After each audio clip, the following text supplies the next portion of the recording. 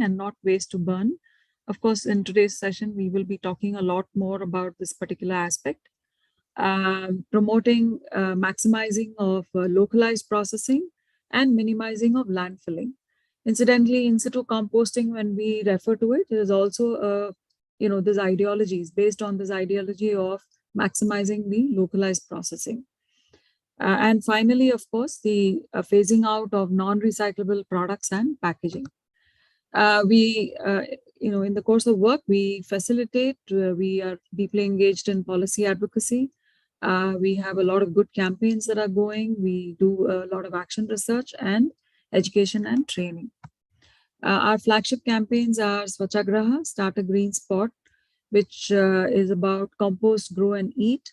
And a lot of today's conversations will be around that. And invariably, you'll see that naturally the cycle of compost, grow and eat is automatically achieved when the first step of compost is done. Then in the last session, we had covered tube in one bag as a segregation model and the applicability of or adoption of it by apartment communities. So these have been our flagship campaigns, and we continue to talk about them even today. And they're very relevant to the subject of solid waste management. Coming to the actual study, which we're going to be focusing on today. This is a case study of 23 apartments carried out in the residential complexes in Bangalore. As you're aware, the focus is on bulk generators. And when we talk about bulk generators, what the law says is that all residential BGs over 100 units are required to manage their own waste through in situ arrangements and the use of empaneled service providers. The SWM rules 2016 further require that the bulk generators have to generate, who generate more than 100 kilos, have to manage their own waste through in situ methods. In this case study, we'll be focusing on the residential bulk generators. The Pollution Control Board Act of Air and Water Act also requires that all properties taking up the occupancy post 2006, having over 5,000 square meters of space, should set up in-house processing of organic waste management and allot space for overall waste management. So within the framework of this law, we took up the study and we looked at the category of residential bulk generators, even though overall there are three categories of bulk generators. There are the residential, institutional, and the commercial. When we look at the responsibility of bulk generators, the wastes are categorized into dry, wet, and sandy, garden, and inert, and these should be segregated and stored in separate containers. The segregated wet waste shall be processed by the bulk generators in situ, either by their own staff or by outside agencies. And where the waste is not being processed in situ, and all other waste types shall also be handed over to only approved collection and transportation service providers of empaneled destinations. This is what the law requires us to do. So what is considered as non-compliance by the bulk generators? Where waste is not segregated at source, where waste is being handed over to the door-to-door collection system, which actually is done, carried out by the BBMP for all those which come outside the purview of bulk generators, which is really 80% of the system. Where the bulk generators are not managing their waste, organic waste in situ, and where the waste is not managed in situ and handed over to agencies who are not authorized waste processors. So these are instances of non-compliance. So what are the categories of waste that a bulk generator needs to manage?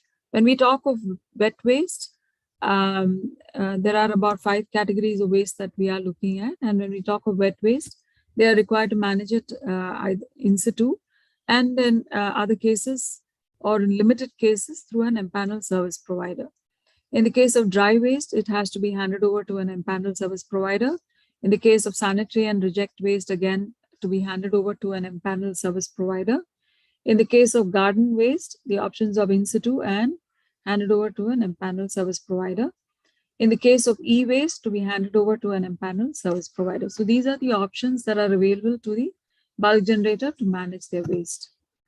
So coming to the study itself, this is edition 1 of the study. And we would actually, I mean, there are so many communities that are doing really good work. So in this particular study, we reached out to about 50 units, but then got a response back from 23 communities who said that they were willing to participate in the study. And this comprises about 10,800 households. As you can see from the map, we've pretty much covered across the city. Locations are scattered across the city. The study objectives are to understand the SWM practices with respect to the segregation methods in general and the use of 2-in-1 bag segregation in particular. To understand other SWM practices with respect to logistics, what are the methods of collection, storage, processing of waste from the residential communities. Understand the roles and responsibilities and limitations of the waste management committees in the residential complexes. Then to take these learnings and advocate policy level changes and initiatives with the BBMP as well as the Pollution Control Board. As you're aware, in terms of policy advocacy, a lot of work has already been done. In any case, whatever we need to do now would be finer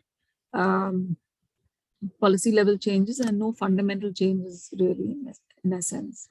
Then assessing the adoption of the laws by the communities and capturing the challenges and identifying the gaps at every stage of collection and management. Finally, create a database of the best practices of these residential bulk generators who are managing their waste sustainably. And the intention was to create cross-learning so that newer communities can look at this and cut short their trial and error period and start swinging into actual work on the ground faster. So the study methodology was that we did a direct outreach to the residential complexes. There was a data collection done through survey forms, followed through with direct interviews so that anything which was missed out could be understood through these direct interviews. Basically, the communities have been split into 3 segments. 100 to 300 households, which is the small segment, 300 to 800 households, which is the medium segment, and greater than 800 households, which is the large segment. The study methodology also focused on the 5 types of waste, which is wet, dry, E, and sunny and reject and garden waste. The practices have focused mainly around minimization and segregation.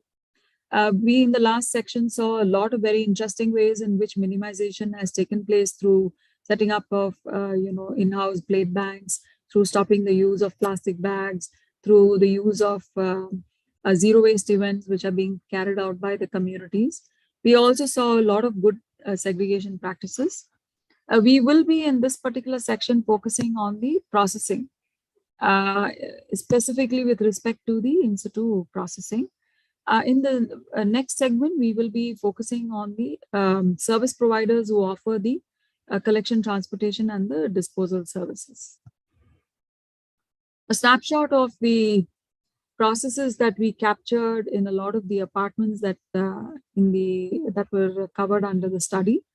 As you can see, 2-in-1 bag, in-situ composting, use of segregated containers, dry waste being pushed out for recycling. So those are the standard, images that you can see here. So coming to the findings from this particular study, this findings, what we are talking about today, only is pertaining to the wet waste management. In the last section, we had covered the findings which were relevant to the aspect of segregation. So if you see here, about 59% of the communities are carrying out in-situ composting. 20% are picked up by service providers. And there is a composite system that is a part in-situ and a part service provider pickup in 21%. So the reasons for not composting, and I'm sure these are things that we will get into at some point during the discussion, are largely affordability, collective willingness of the committee or residents, and anticipated composting problems. Then coming to the community owning a shredder, about 70% own a shredder and 30%, 70% don't own a shredder and 30% own a shredder. and where the housekeeping team largely spreads out the wet waste on a sheet and chops the waste as much as possible before feeding it into a machine with the addition of any accelerators.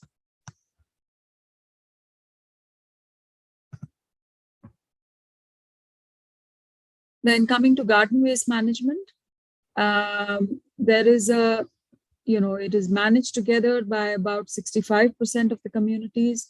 It is taken care of through in-house composting by 27% of the communities, and 18% of them do a combination, in situ plus pickup. So more than 50% of the communities are actually sending out the garden waste through informal agents and are unaware of its destination. So those are challenges that we will be also covering today in today's discussion. So challenges with respect to in-situ composting, which came up in the course of the study for a lot of communities. The in-situ composting has been found to be a challenge as it is expensive. They have found that it is actually cheaper to send out or get it picked up by a service provider. So these anomalies are something that have to get addressed when we talk about the final recommendations or the policy recommendations to the BBMP and the Pollution Control Board. Surplus compost is another issue that is experienced by all the communities. Many of them do sell it through the Swachagraha Compost Connect, which is the SGCC, in spite of which they're still left with a surplus.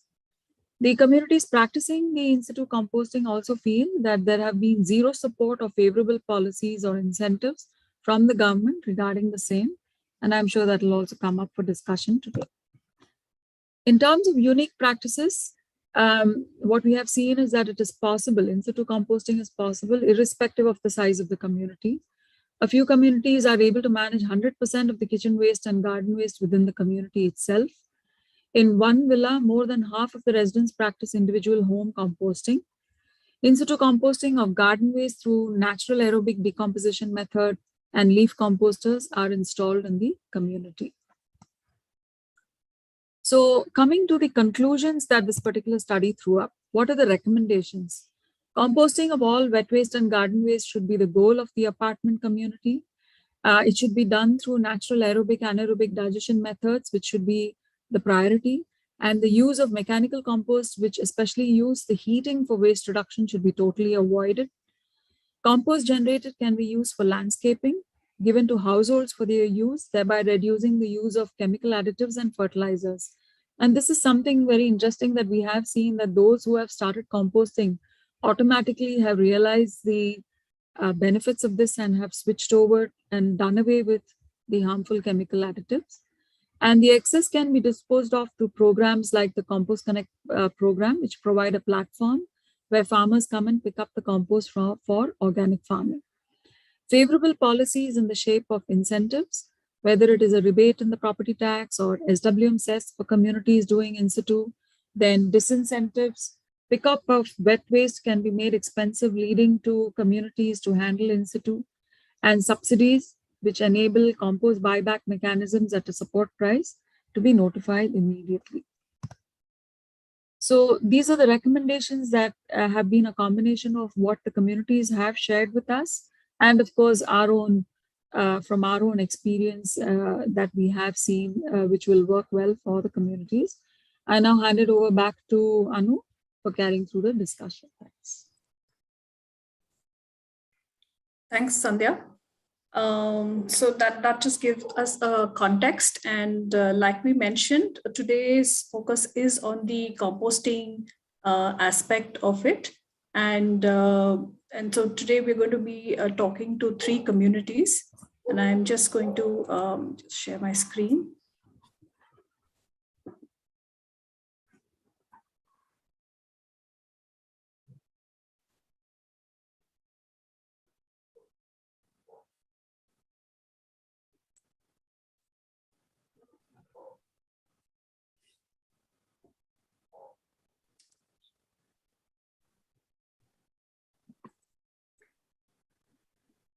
Just a second.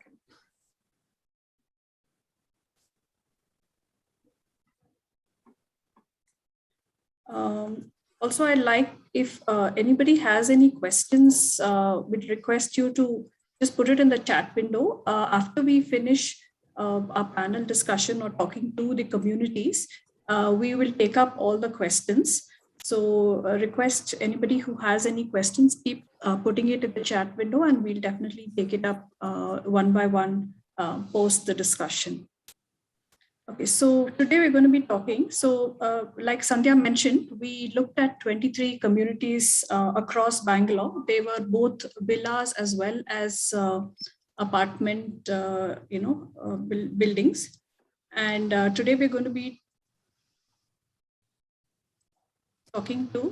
So these are the communities who participated in our study. Last week, we spoke to Adarsh Palm Retreat, Shriram White House, and Raheja Residency. Today, we will be meeting community champions from Purva Venezia, Mantri Espana, and Shobha. So also it reflects all the three categories like we mentioned. So we have the small, medium, and large. This is just to prove that, at every size it is possible, and the kind of challenges the communities have and how have they gone about. So what we had done is actually we have kind of compiled, a snapshot of each of the communities. Let me start with Purva Venezia. It is located in Yelahanka. It has 1,330 households in approximately and in 16 towers. And they started segregation way back in 2011. So one of the earliest communities who adopted, and have also been, we will be talking to Nisha from Purva Venezia, and how are they managing, and they are doing 100% in situ composting. And we will talk to her and ask her to share how are they managing, how did they start. And so that's going to be today from Nisha is going to be talking from Purva Venezia. And the wet waste is of course collected every day, and about 21 to 24,000 is what the kind of wet waste that is getting collected at the community level. Then we have Seema from Mantri Espana. It is in Bengaluru area, and it is about 300 households. And they started segregating in 2015, and they follow the 2-bin 1-bag method of segregation. And this is another community which is managing their composting in situ, that is 100%. And we will be talking to Seema and listening to their journey and how have they done it. And third community is Shobha Tulip. We'll be talking to Sharada. This is in JP Nagar, and they have about 118 households. And they've also been composting for quite some time, and regularly being part of the Compost Connect program, also where the excess compost is given to that. And we'll be talking to Sharada from Shobha Tulip. So I'd like to invite I'd like to invite all the panelists to please switch on your videos and audio. Yeah, and we also have Lou from BAF, that is Bangalore Apartment Federation. And we will be talking to him about and getting the BAF perspective about community composting. Welcome to all of you to this session today, and wonderful work the communities have been doing. It's really inspirational to see the amount of work and the effort that all of you have put into make it happen, which many communities find a challenge. So I think what we'll do is maybe Nisha, since you're one of the largest communities at Purva Venezia, maybe you can tell us a little bit about the composting journey of Purva Venezia. Like, when did it start, and how many, what was the discussions at that time, and how did you decide on what kind of composting? So maybe we'll get a quick, insight from each of the communities as to how did your journey start. Nisha? Hi, great to have this session. So quickly jumping to that point, coming like how we started the journey. I recollect way back, as you mentioned, in 2011. That time I was not active member of this journey. There were different other members, about 7, 8 residents who came up, and they said, let's start, because we were provided the infrastructure by the builder. And it was the open crate system. That was the best one, which was there earlier, with all the pipes and watering and everything being done by them. So the infrastructure was available, but training was not available that time. A few residents took up the training on their own and started the whole journey. I know most of you people must be knowing Padma Patil. Right. So we were lucky to have her as one of the residents in our apartment. And they started the journey from there. Along with her, there was a good 10 to 15 ladies and some few men as well, who came forward to start it. And it was with the segregation.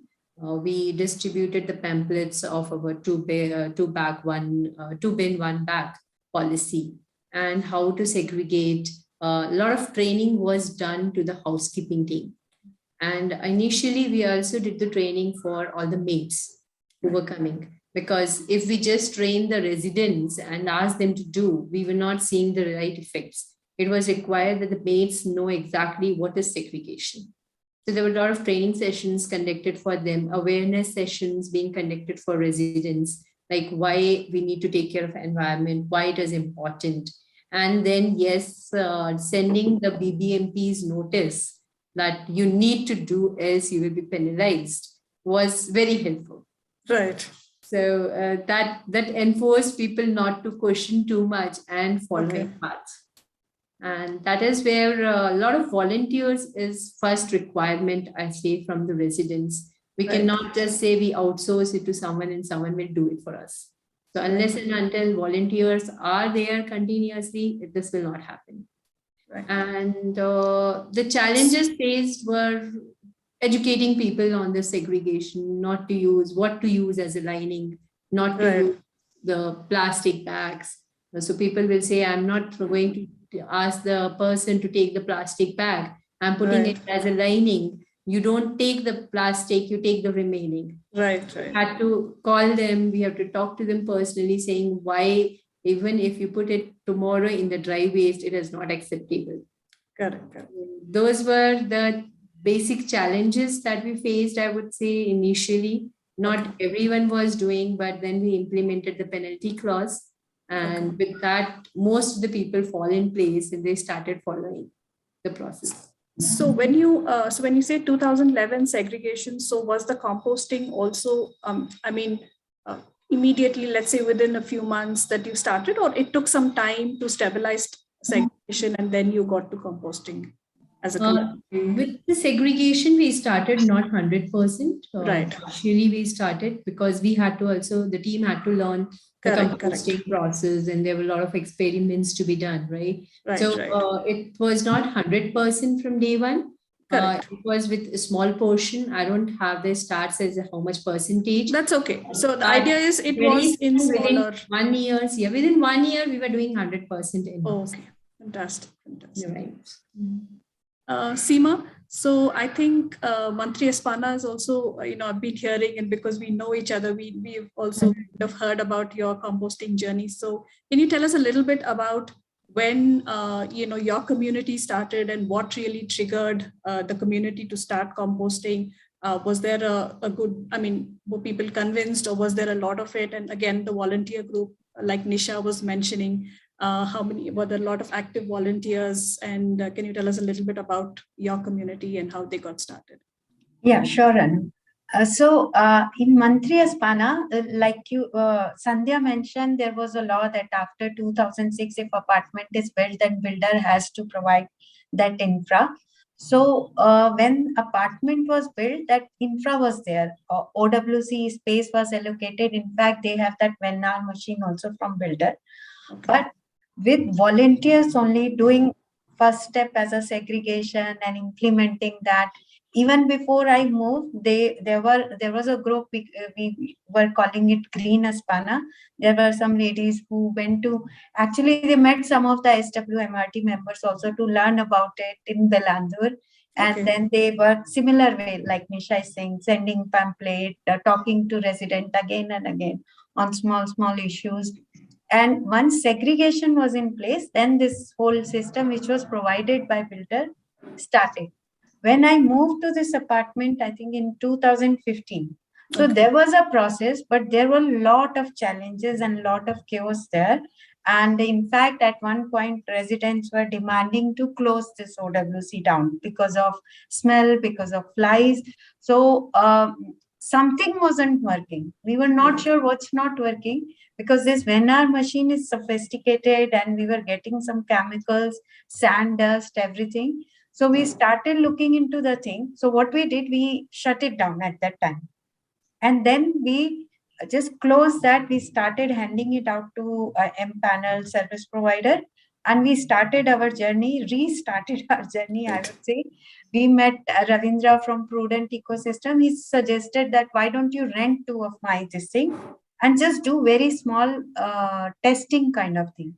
So everybody liked the idea because there was nothing on the stake.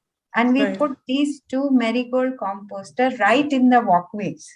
Where people do their daily walk, and we started doing only for 1 block there, and nobody noticed. It was just to prove a point that composting is not what is causing these issues. It's more of a mismanagement or something else. Correct. Plus, this OWC, which was provided by builder, was very, very close to one of the blocks. So those residents were complaining more. We did this experiment for 5 months, and we encouraged a lot of people to do home composting. So at one point, we had about 40 homes doing home composting. So there was that. Then people started accepting that, okay, composting is not a problem, because it was becoming like that. And then we started full-fledged again in 2016, where we bought this marigold setup. There was no machine, nothing. And we started 100% there.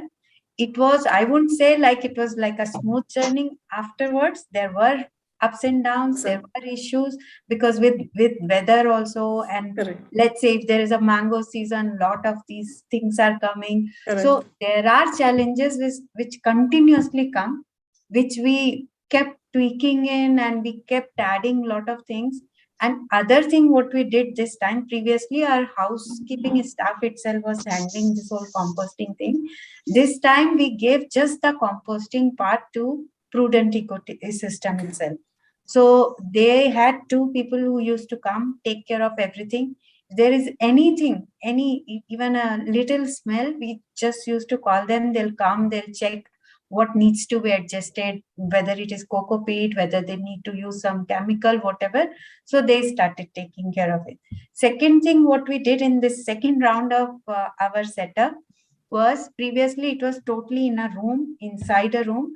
This time we put it in a open in our driveways. So one, everybody was seeing what's happening.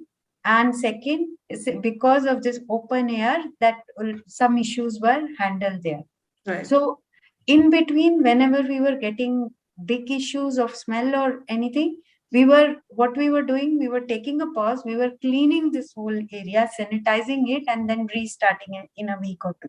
So that also worked for us. So it's a journey, like you have to learn, you have to adjust, just like cooking, like put salt, you feel that it is not right, then next time you will do it different. Or if it is overcooked, next time you know, oh, last time it was overcooked, you have to adjust the temperature. So it is a learning journey. Every day we learn new things. And again, it goes back to segregation, which is very important. If there are big pieces of meat, or if it is like drenching with summer and liquids, it has to be adjusted. So both of the things goes hand in hand. If segregation is good, then composting also, you need to make adjustments and make it working. Right. That's wonderful.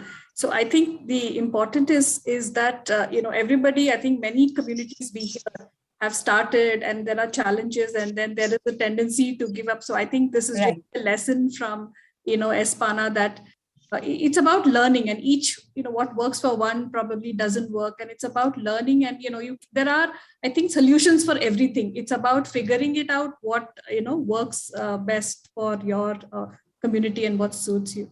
I would just add here one thing. Sure. As just now mentioned that it was stopped.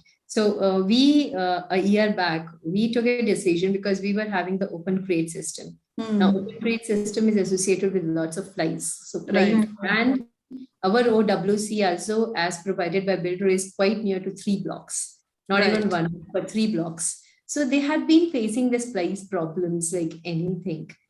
Last year, we took a decision of changing the system. Right. And when you go for a change system, the journey starts again. Correct. That's right. The first step again, because from open system you come to a closed system, again in the same inside room you're doing.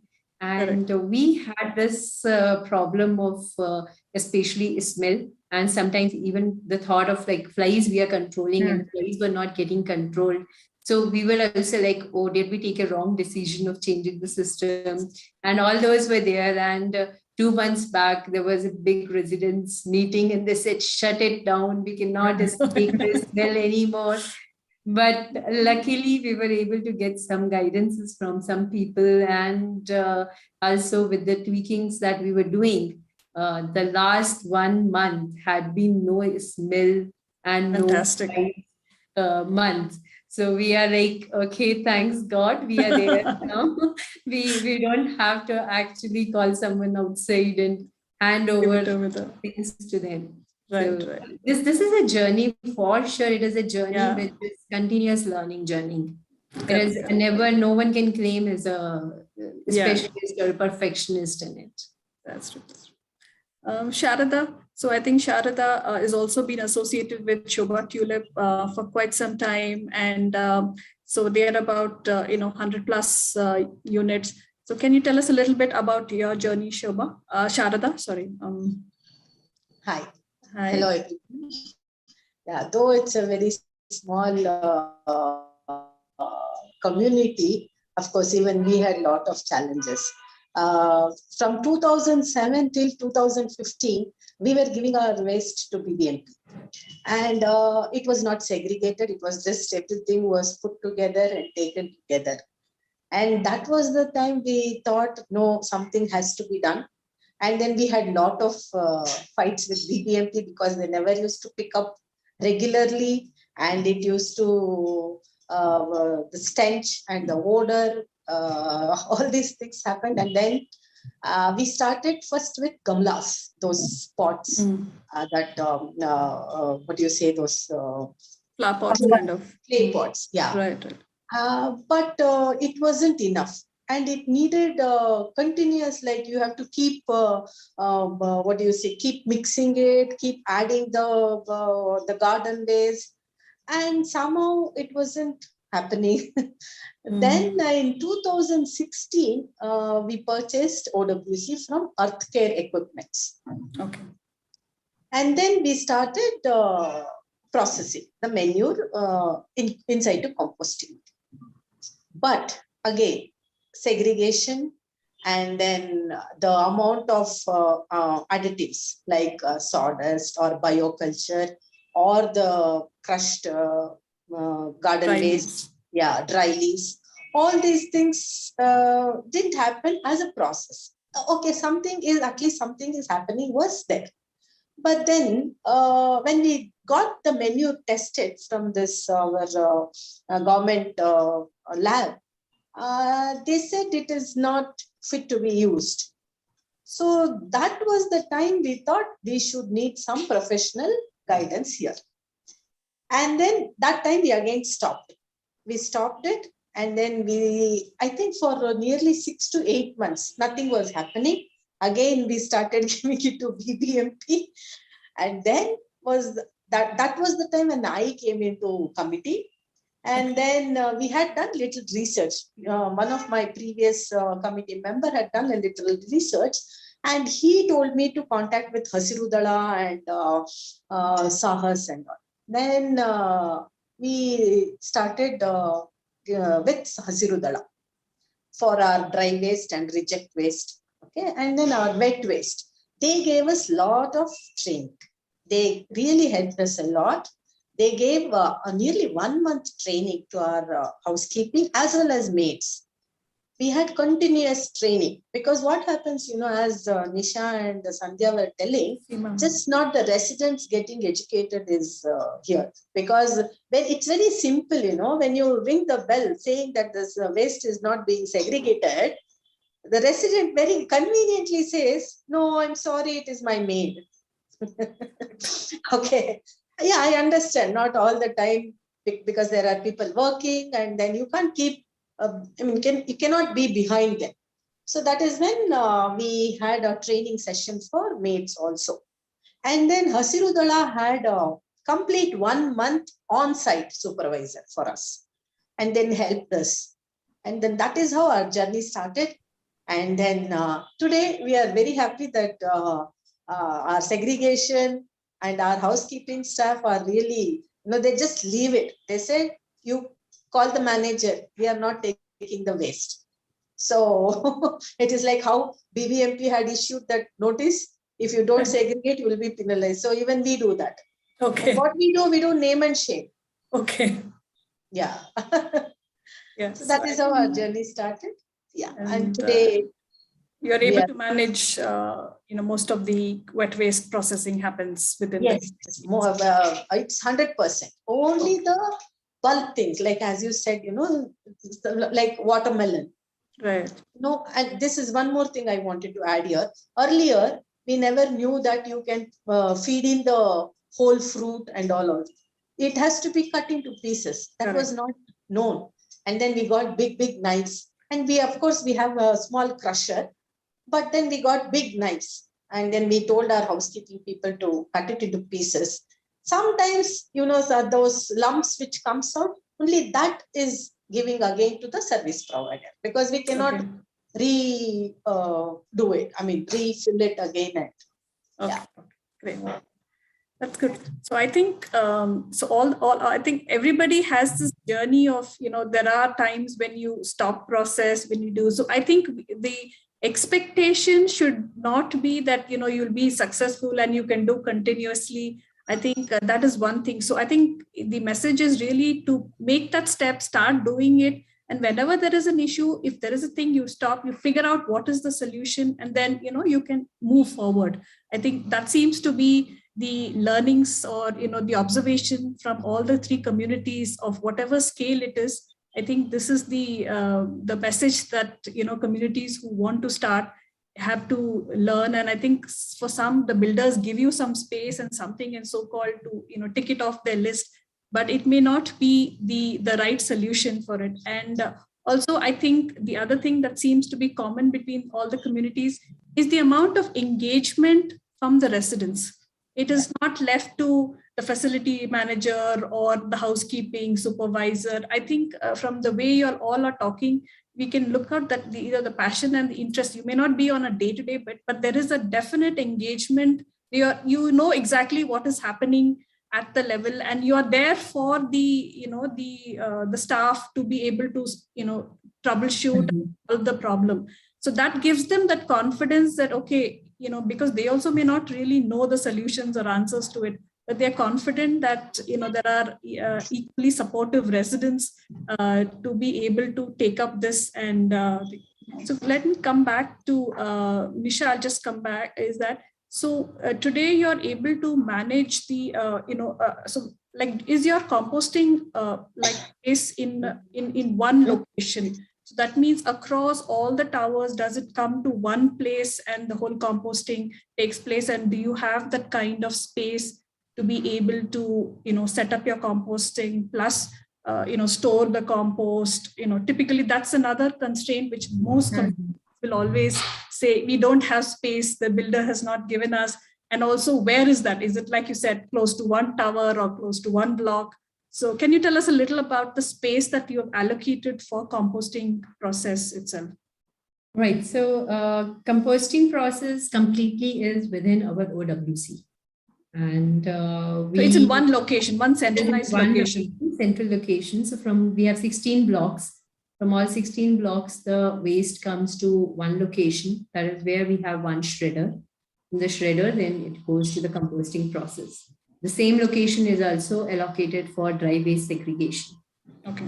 So we are actually short of space. And if there is an increase, already we are actually having 850 kgs per day, which comes that we have to process.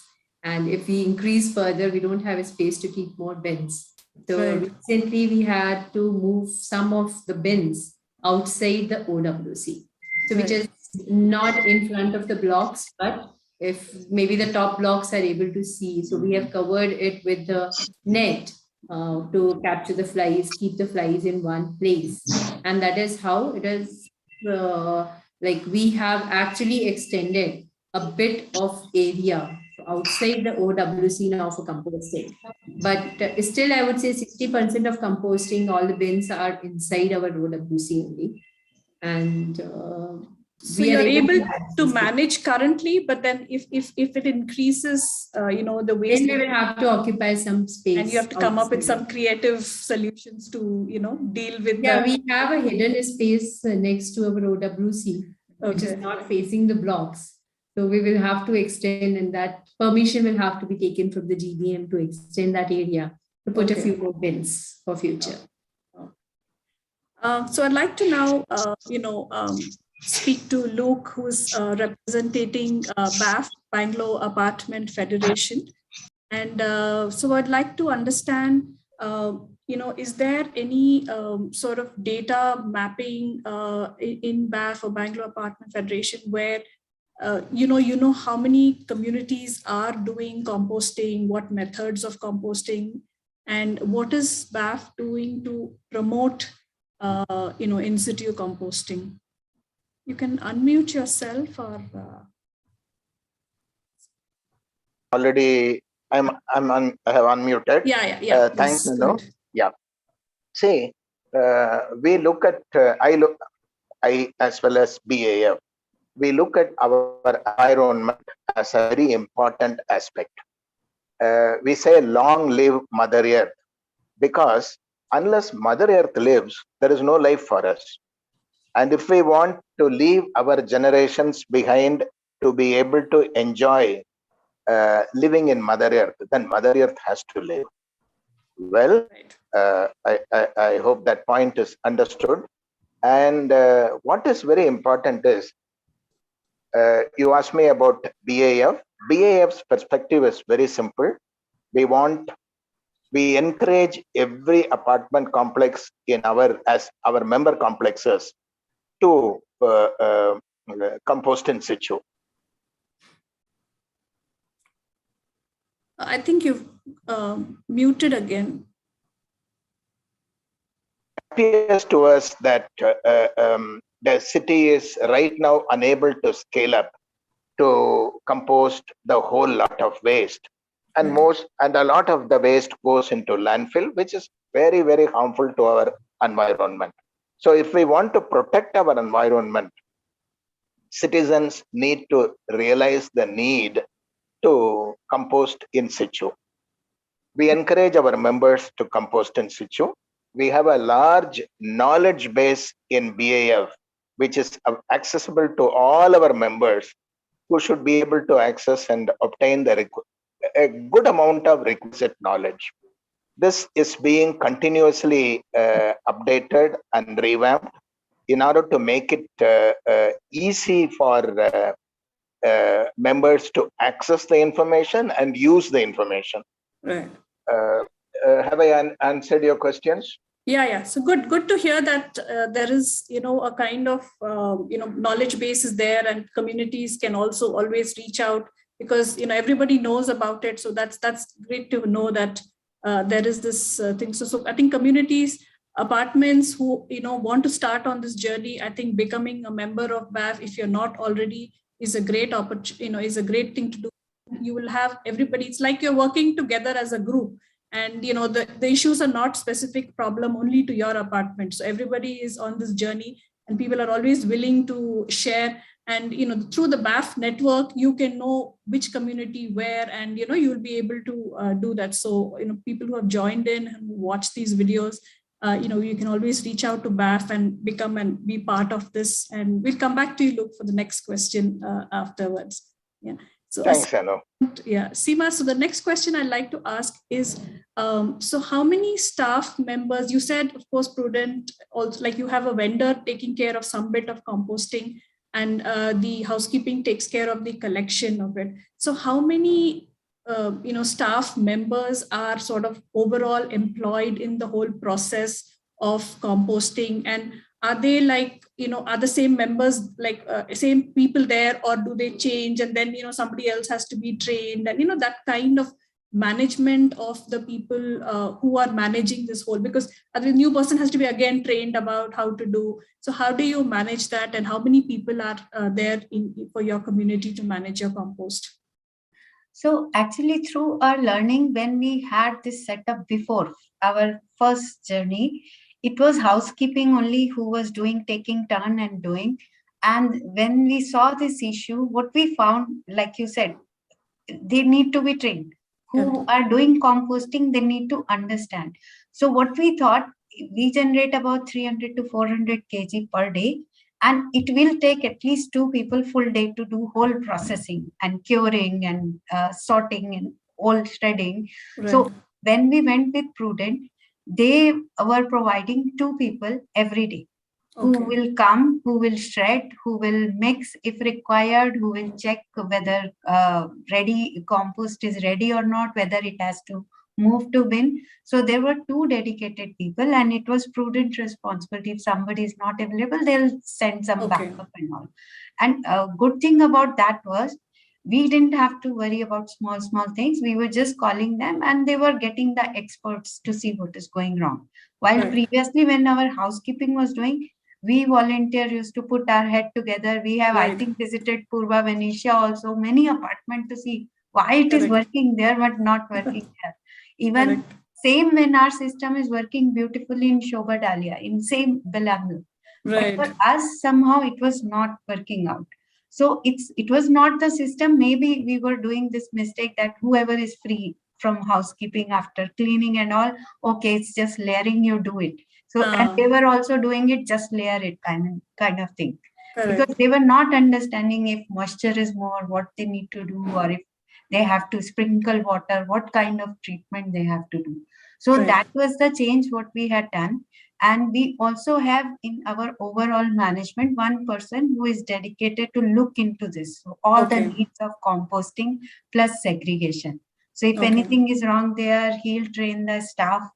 So we have separate staff who collect door to door, bring it to one place. Then there are these dedicated people who take this waste, and there are always small plastic cut corners and all. They remove it by hand, and then they'll be like, I think Sharda was saying, some people for whatever reason throw whole watermelon or whatever. They have to cut it by hand because that doesn't go into shredder. So these 2 people will take care of all those things. They'll check the bins, what is ready, what needs to be moved, and all those things. Okay. So Sharada, how many staff members are there to take care of your composting process? And also in terms of, the location of it, is it, one place, and, how is it, a centralized location is where composting happening, and, people bring it there to that. How is the process happening in yours, and who's doing it? Are they trained? And you said Hasudala is trained. Is that the same? They continue the same housekeeping people? Well, see, housekeeping, you can never think that they will continue with us. But fortunately, we have 3 people who have been with us from past 15 years. So, and one of the... fantastic. Yeah, yes. We are very touch wood. Our housekeeping and our supervisor also has been with us since 2007. And we have 7 ladies housekeeping staff. It is the same set. They collect from the flats, which is while collecting only, they put it to the different bins, at the flats only. And then they bring it to, we have one area that is, we have only 2 blocks, A and B block. And this OWC is placed to the roadside. That is after the entry gate.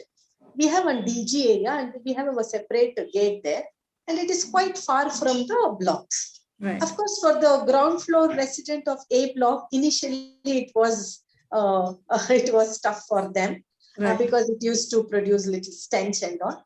But now it is fine, because we have made a very good, to look nice. We have made a shed, and then that is the place where we segregate it, and that is the place where we have the OWC machine, and the shed where we store the menu. Okay.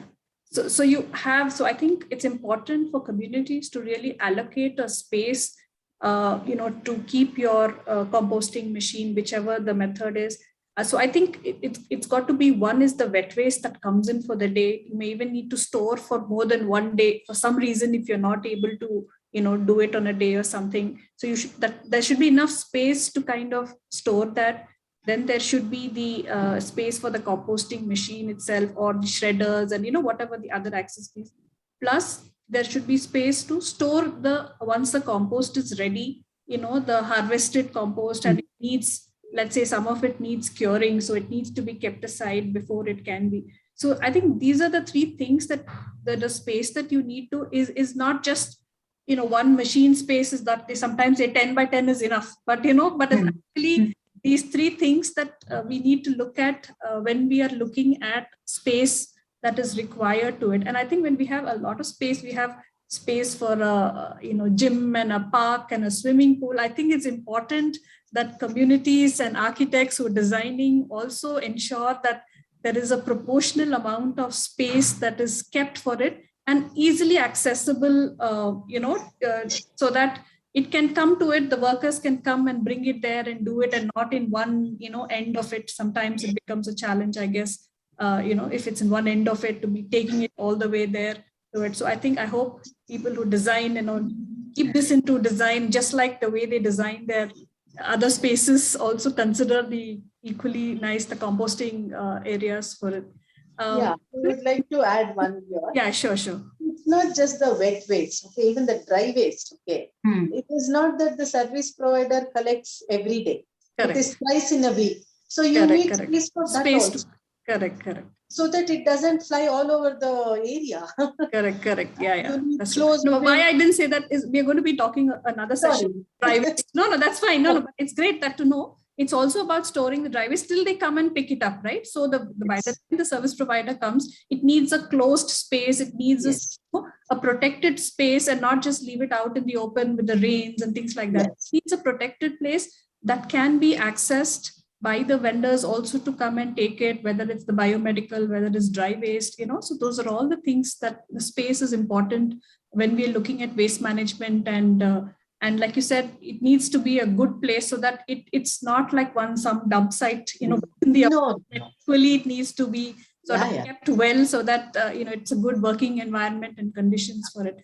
So I'm going to now actually maybe invite Soumya from our team, who's also part of the study, and who is part of the Swachhagraha Compost Connect program, which is really to, I think we'll talk next about what happens to the compost that you produce, what are the challenges. And so Soumya is just going to quickly give an introduction about the Swachhagraha Compost Connect program. And then I'll come back to each of you and, talk about what do you do with the compost. Just give me a minute. I will just open the presentation for Soumya.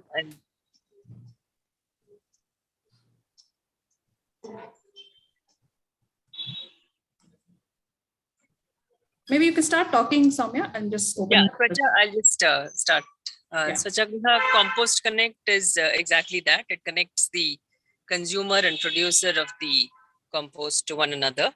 It's a campaign. It's one of the several flagship campaigns developed by the SFMRT group.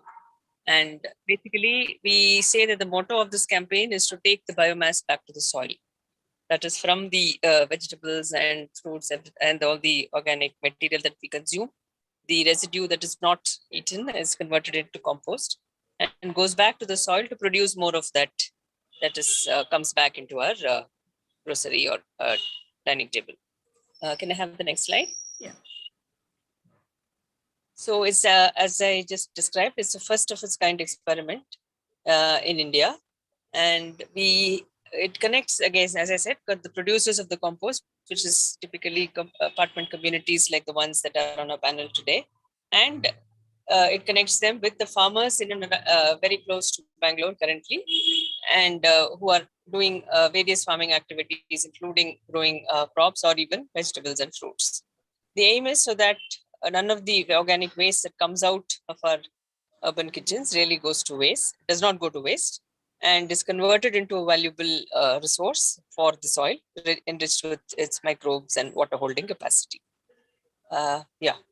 So this is really the philosophy behind it. Basically, we're just closing the loop from waste segregation.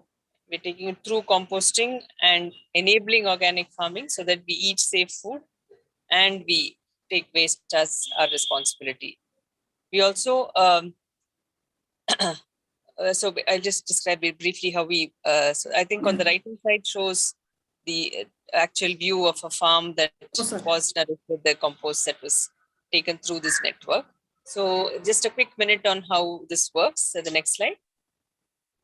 So what we do is we ask people who approach us through our various channels to register at using a form on our website, swachagraha.in/SCCC. And then we speak to them or we interact with them over mail and WhatsApp to find out what sort of processes they're using, whether they are really producing fully cured aerobic compost and it is fairly clean and does not have large plastic pieces and so on. And once we're ascertained with the method that's being used and we get a good look at the photograph of the compost that they share with us, we add them to a WhatsApp group.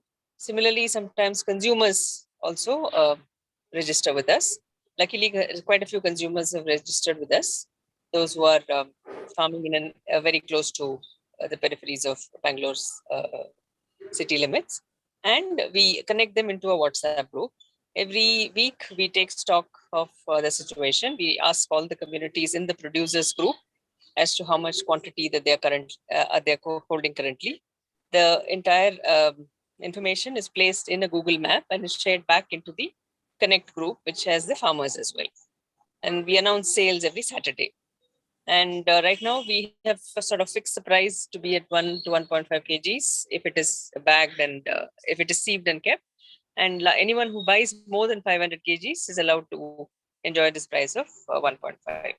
And farmers connect directly with the producers and through the phone numbers that they can see in the WhatsApp group, they make a connection and then they pick up using their so these are some of the interesting results that we see. Some farmers share the produced photographs. They also show it in the WhatsApp group. It's really nice to see. A lot of vegetables are grown and some of them also come back to the city to sell as well. Can I have the next slide? I think, yeah, this was the most redeeming slide for the entire campaign. This lady was using chemicals.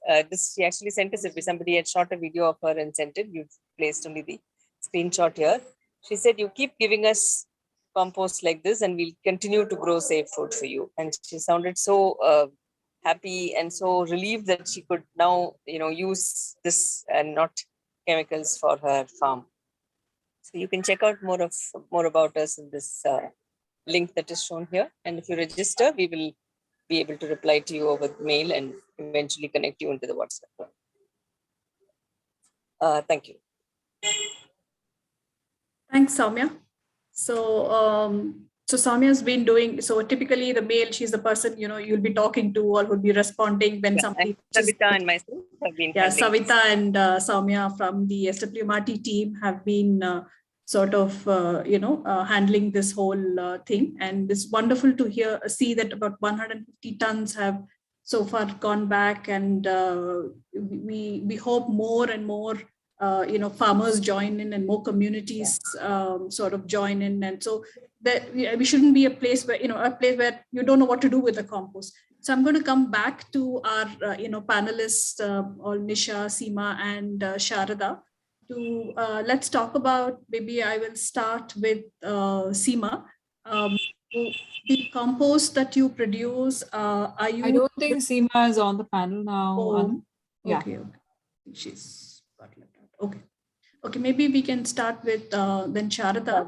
Yeah. Yeah. So Sharada, can you tell us about? So first of all, the compost that you produce, are you able to use everything within the community, or do you have excess of it? And what were you doing, and when did you? I understand you're part of the SGCC and also use this to sell the thing. So can you tell us about a little bit about what happens to the compost that the community produces? Well, see, this SGCC, we came into contact with them since July 2021. Before that, we were giving away manure. See, as I told, when we got the manure tested, they said it's not fit to be, it's not good to use for the plants. So even in our own apartment, though we have so much of landscape, we were hesitant to use it. And then, but we still tried, and then we said the plants never die. Okay, so we thought, okay, it can be used.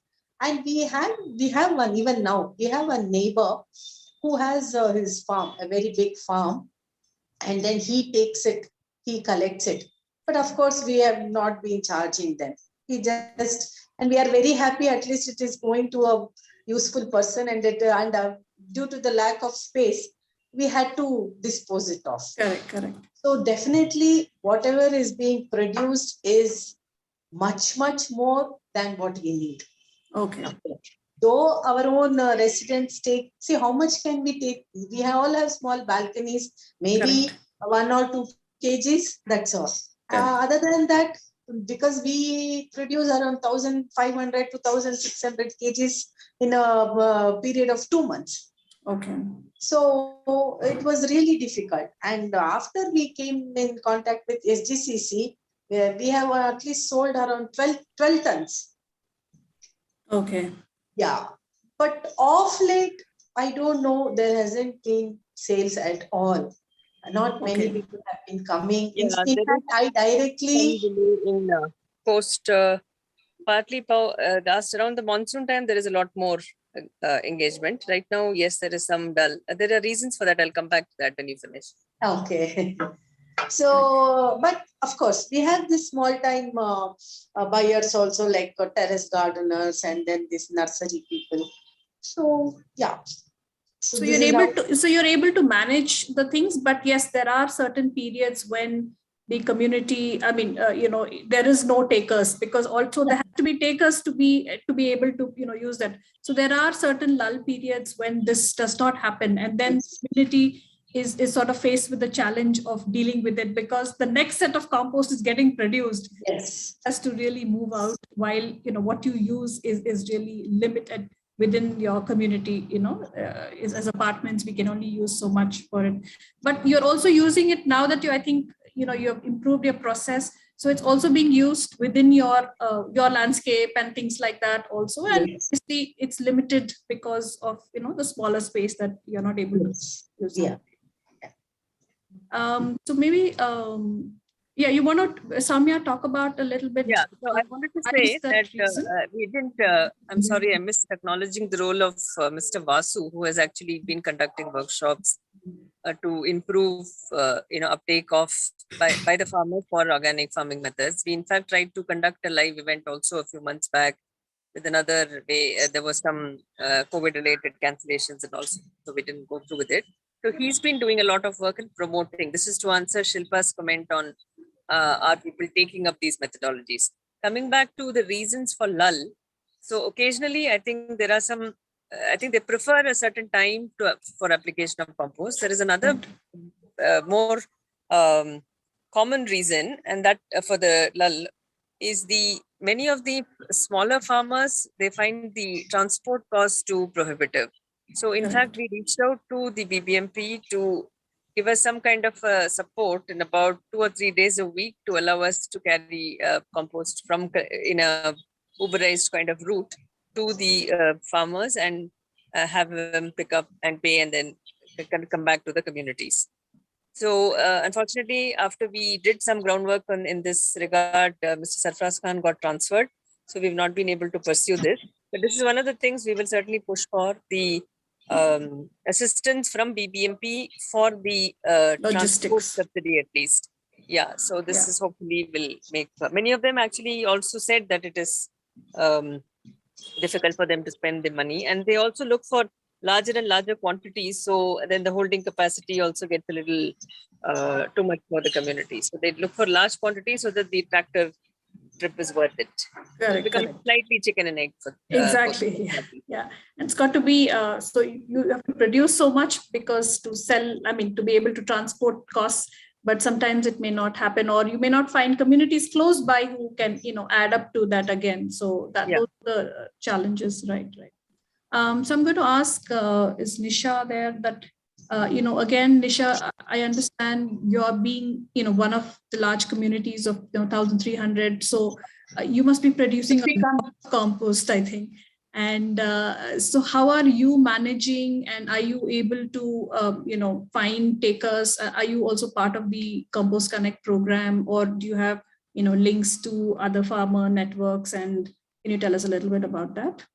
CS, before the SCG started the compost selling platform, it was mostly connects, the personal connects or the connects to the various farmers. And even our MLA actually helped quite a lot. Okay. So he connected to a few farmers, and his own farm also he used to pick up from our apartment and take it.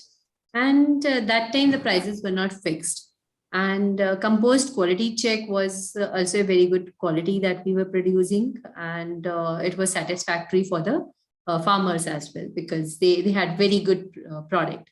So the produce increased for them. They came back to us. Like that, we have our own previous connect also. We have some places where we give donations. Right. Sometimes we do give out donations, and sometimes it is... now the group, the Swachh group has established this whole network, which is also very, very helpful for selling. Earlier, we used to face a lot of problem. Sometimes, as you mentioned, either they don't have the transport or the quantity is not sufficient for the big truck to be filled completely. So those challenges we were also facing. In fact, during the lull period, we faced this problem of where to keep it and how to do it. We also tried to approach the BBMP saying that we are following all processes, help us to at least dispose of, take out the compost now. We cannot do the 40 days complete curing. Maybe again, 10 days of curing is required before the farmers start putting it. So those type of education we had to do to the farmers, that cure it, make it completely cool, and then use it, because when they take from us, we are storing it in boxes or heaps. So again, the process never ends. Right. So the inside portion, the down portion will be still heated. So those things we taught them, and some farmers who initially complained that our plants died, we asked them, have you actually cooled it before you completely used it? Right. So those steps helped us. As of now, we don't have a problem. Our own garden, we have a huge garden, as well as a back road, etc., where we keep putting the compost. We are using our in-house compost completely. Right. So that had been the trend. And over and all, I would say we produced a ton in 4 days. Oh my God, that's it. So it is actually a huge amount. We can store maximum 3 tons in our OWC. Right. 3 tons is what maximum we can store. That becomes also sometimes it starts to stink then. People are not able to differentiate between a stink of anorbic versus the stink of a ready compost. Right. So they consider everything as a stink, where we call it because it comes odor. From that zone, no? So they just say no, we call it odor. So we can differentiate. Okay, right now which odor is coming? Is it a stink or odor? So, but the people in general, not many volunteers are there. So we have problem. Now the latest problem I would say we are facing is of volunteers. Right. Not many residents are coming forward to volunteer and be part of it. Right. That's the biggest problem that we're facing now. Right. Great. I'll come back to Luke. I had one of the questions, I think, even in our study that we found was, I think, many communities, so while composting to some extent, they were taking care. I think everybody was having challenge with the garden waste part of it. And so we understand there are limited authorized or service providers for it. And so communities are left to fend for themselves to find people to take it, even if you're composting, because they may not be able to take all the compost. So is there any support, or is there any guidance that as BAF, in terms of providing vendors information, or how do you encourage them to use that garden waste for composting? Is also it's also about, you said, knowledge. So are there some kind of training sessions, or is it like when people reach out to the community, then to the BAF group, then you're able to provide them guidance for these things?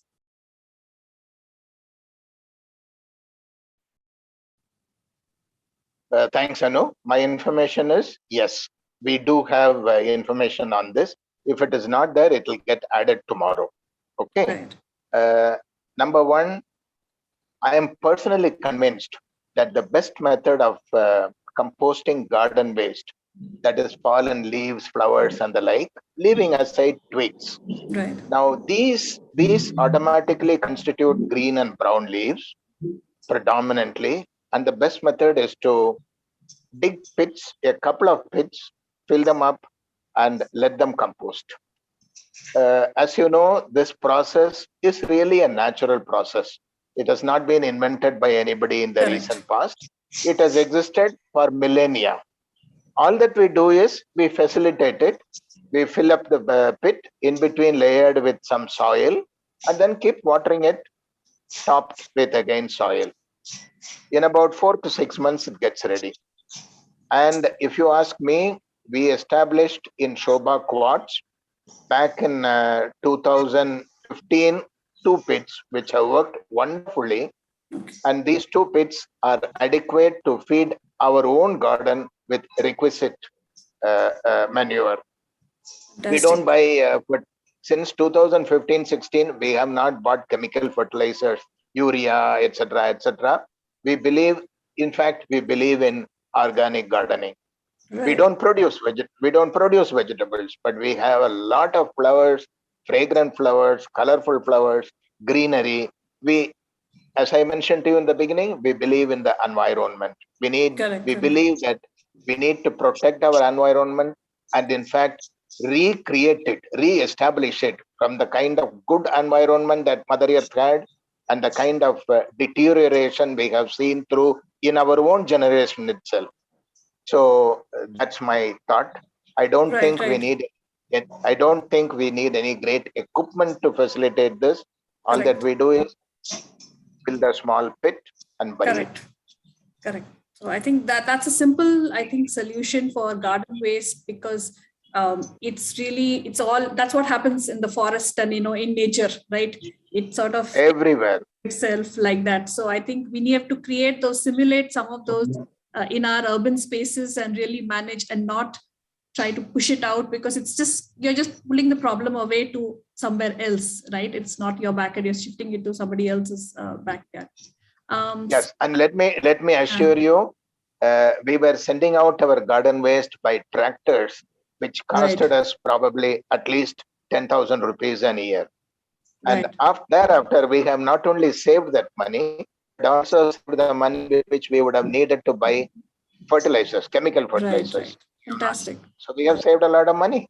Exactly. So that's great to hear. So I think that's the thing. I think every community was tractor loads. Even in our study, we found saying, so many loads per thing, and especially during the leaf fall season, it used to be more during that time, and very, very challenging community. So I think we need to find some space and just put it into that. If it is, how much you can use in your composting, the rest can always be made into pits and sort of done that.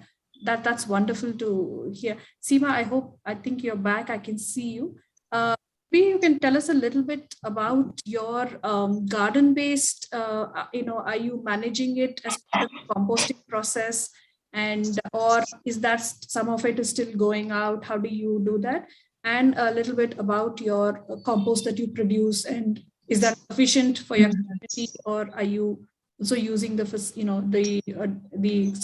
Compost Connect program?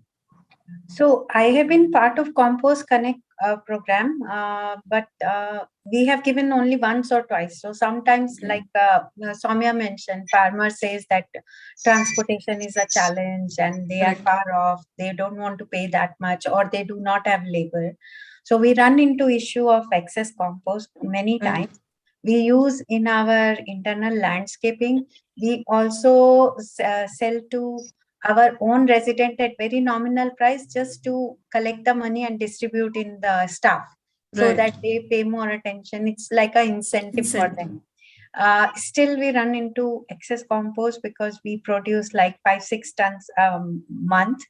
And then it is continuous process which we keep adding. So sometime we have given just free, and previously Prudent was having this buyback program where they were taking it. Then but it's still sometimes they also run into issues of storage space and all. So this is a big challenge, I believe, still for us. And for garden waste, we have a lot of palm trees. And those leaves are big challenge for us. And for regular small leaves and other things, we have this soil and health leaf composter. We added 2, then we added 4 more. So we have total 6, but that's not sufficient because we have too many palm trees, coconut trees, those type of things. So we still send out trucks and tractors of this, and we do pay a lot of money to just send it out. And we are not sure where it goes also. So I think that's another challenge. We don't know what to do. And that is one thing we have tried, what Luke has said, but our excess is too much, like these palm leaves. So these... Seema, sorry, finish, Seema. After that, I'll respond to it. Yeah, so we tried this digging small ditches along the wall, but then we were running out of space because it takes 4 to 6 months to get, especially palm leaves. It's a really hard to compost also. Right. Yeah, Seema is completely right. Palm fronds or coconut palm fronds or tender coconut shells. There are plenty of such things that need to be sent out. They can't be composted. It will take a very long time to compost them. So it won't be practical for us to do that in situ here. So we'll need to necessarily send that kind of stuff out, and twigs and branches. Branches that are too slender to be of any use in the garden, we send it out. But reasonably thick sticks, trunks, etc., we keep them safe to provide support to trees and other branches when needed. Correct. So I think that is the wild communities, can use some of the regular leaves if you have that as part of your composting, or use those, leaf composters. Different solutions are there in the market. But I think the challenge is this palm fronds and those thick things which, really, and unfortunately, a lot of landscape and I think designers tend to put a lot of that in communities. And, I think the honge leaves is so beautiful and compost so well, but you don't find those in I think communities. They'll end up putting a lot of the palm plants, and, communities I know are challenging. And that's what we found even in our, study, that people ask, like, where do you get? They said it goes out. We just find somebody, facility manager just finds somebody and, it's taking it out. And I think we should really work on, the city needs a solution coming together. I'm sure everybody wants to put this biomass back to soil. And I think we'll all work towards, that. So I'm just looking at seeing if there are any specific questions. I think some of them have been answered in the chat by, Sandhya and Soumya. We've answered all the chat questions, Anu. I think it's okay. Okay, great. Any other questions anybody has? I think, we have covered a lot of it. So I think I'd like to just summarize. One of the things is, it is challenging for all the communities have said, but they have really, made that effort to find out. And that's really what our program and this whole initiative is, to support us one another. It's through, so we at SWMRT actually, or swachhagraha.in, have compiled all the composting solutions And there is a document which says, whatever Seema was talking about or Nisha was talking about, many of these solutions, we have listed it out there. Residents can also visit the Swachagraha Kalika Kendra in HSR layout, where you will actually see demos of this. And, even I think started last week, every Saturday between 9 and 12, I think for the next, couple of weeks in June, there will be sessions. If you go to visit Kalika Kendra, the communities can see all the different solutions in one place. And it will be, and then you can decide what works for your community and, connect with the vendors. They will probably give you a connect of who's using it, talk to them. And it's wonderful to see there are so many different solutions today in the market. And, it fits everybody, whether it is the look of it, the size, and, containers, and in different locations, different options are there. So you will find them all at the Swachagraha Kalika Kendra, which is in HSR, every Saturday between 9 and 12 for the next 4 weeks in June. There is a compost hubba that's going on. So there will be somebody to explain. In some cases, the vendors will also be there. Kindly make use of this opportunity. And you can always write into us at the info, and we will connect you to these communities who are doing an amazing job.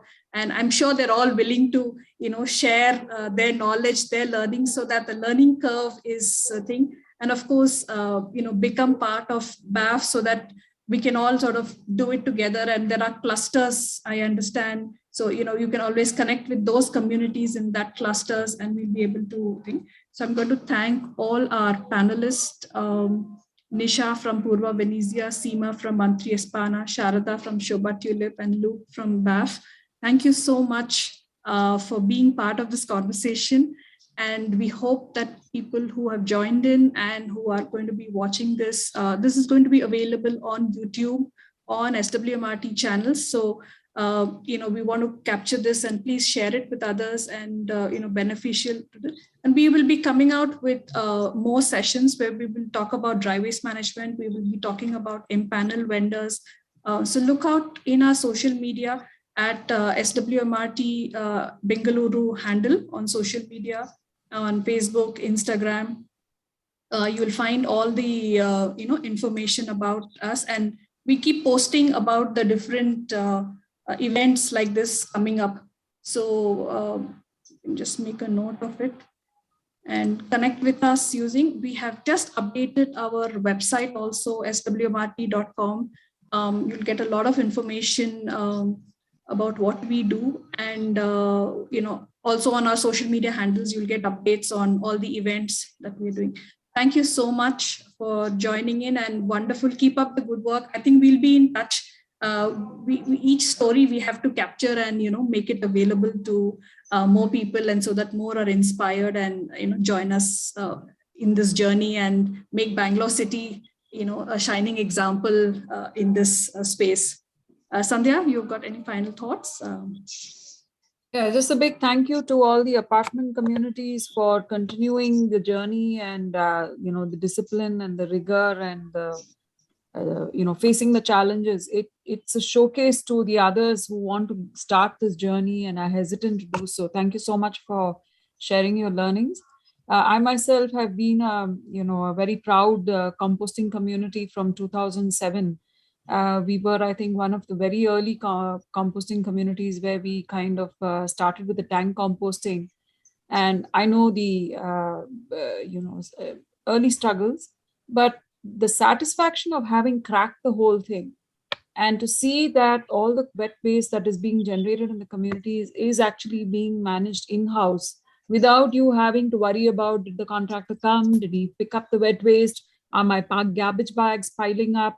It's a wonderful feeling to ensure, feel that you're completely independent of that whole thing and that you're managing the waste on your own. So we hope that many more communities will join in. And of course, the law requires it to happen, but more people should really work at it and make it happen. And today, like somebody asked on the chat, unlike earlier, there are a lot of service providers and solution providers who are able to provide services, who are able to provide assistance. we ourselves in SWMRT through the Kalika Kendra, through the Compost Connect are able to do a lot of handholding. So there should be no hesitation on the part of communities to actually try this out and start their journey of composting. So with that, yeah, that's my last words. Thank you so much. And do look out for our next sessions in this series, and check out our website for more information. And this will be available on YouTube also. Thank you so much. Thank you, Anu. Thank you. Thank you. Thanks, you. Soumya Thank and you. Anu. Bye. Yeah, Bye. thank you. Bye. Bye.